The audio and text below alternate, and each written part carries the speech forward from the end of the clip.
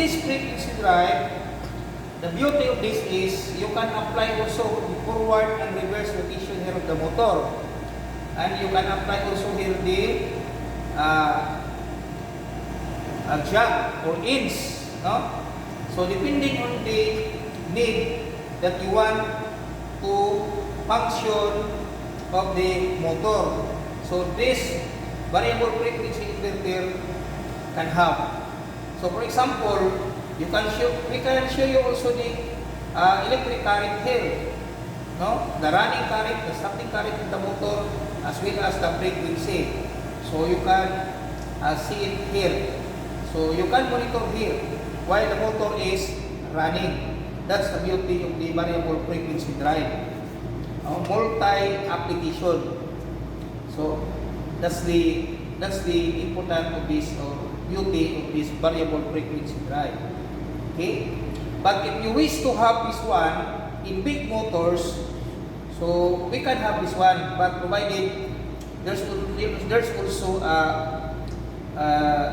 barrier in between the power of the motor and the variable frequency drive.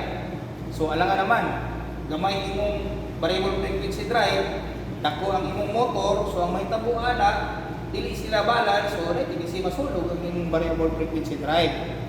So para nga malikayan, matubuhaton, so imong tanaw ng ayo, imong computon bilay power nga madala or current madala sa imong variable frequency drive in between sa imong load nga electric motor.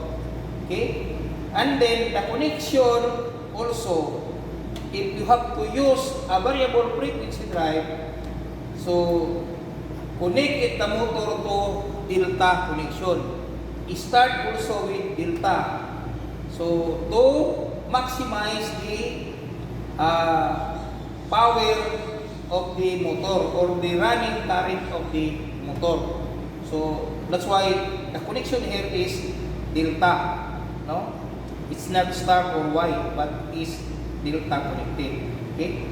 So mo na nga connect nato sa delta tungod kay ang atong gusto na atong makuha ang requirement kung saan paggamit nato atong variable frequency inverter.